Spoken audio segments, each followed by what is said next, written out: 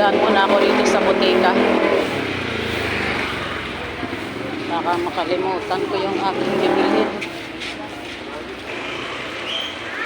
Ito muna ako guys. May bibilhin lang ako. Guys, nakabili na ako. Para sa mister ko. Sa ano niya. Sa tuhod niya. Sarap ng saging.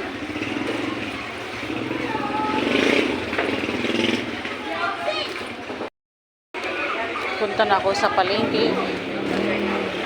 Dami nakahilira dito na ano, mga prutas.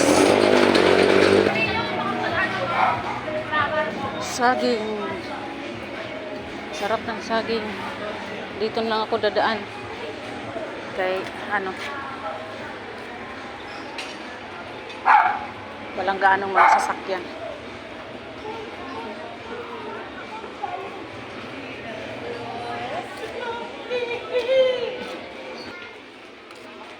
Dadaan ako dito sa yung gustong gusto kong style na ano guys, yung dalawang palapag na yan bahay.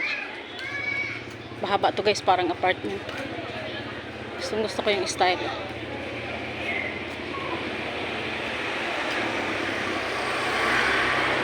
Wall tiles sa baba, sa taas ano, pinturado. Ganda ng design, kulay orange. Tapos wall tiles hanggang dito sa kanto yan guys. Isa lang siguro may-ari nito, mga paupahan.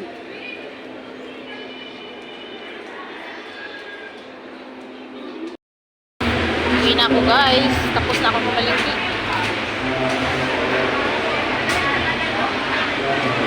sa barangay.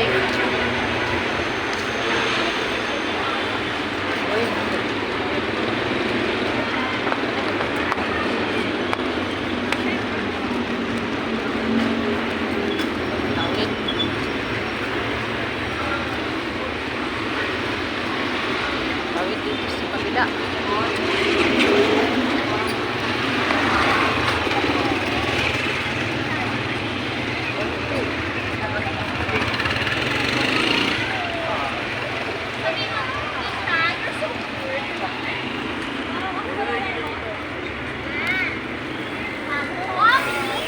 Lutok na naman ang hapunan.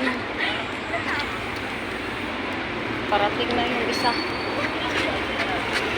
Dating niya, lutok na yung pagkain. Kanubakal ba? Ano ako? Tinula ng isda. May sabaw. Sarap higupin ng may sabaw na may malunggay at tanglad. Isang kilo binili ko guys. Yung malalaking ano, kalunggong. Kalunggong ba yun? Malalaki. Dito ako sa mayan. Eskwelahan. Elementary.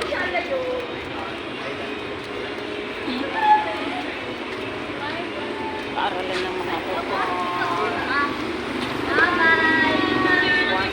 Ito na lang ako. Ito.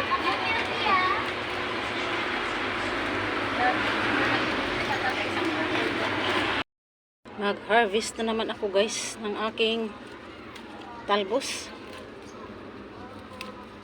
Kahit konti lang, at least nakaka pangsahog ako guys. Kasi tinula ako ng isda para makahigop ng sabaw. At bumili ako ng ng malunggay, isang tali. Anuhan ko nitong talbos guys. Sahugan ko rin ng talbos para mas malasa. Gumapang na sila dito sa guys, sa sahig.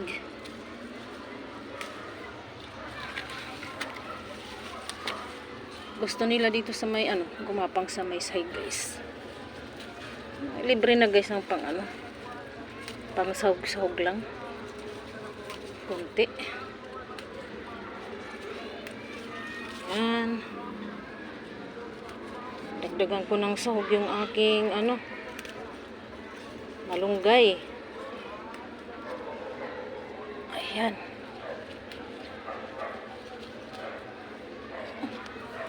Ayan na guys. Alas 5:30 na. Yan.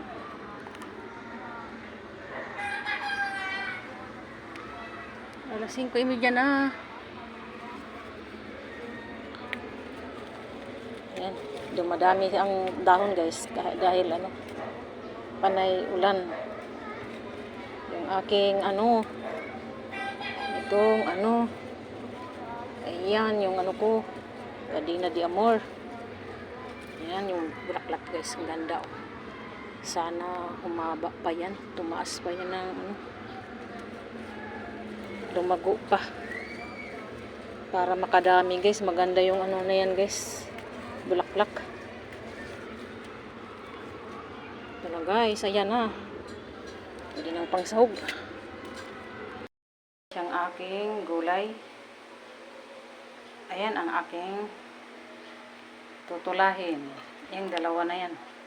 Yung iba ay paksiw. Para sa punan.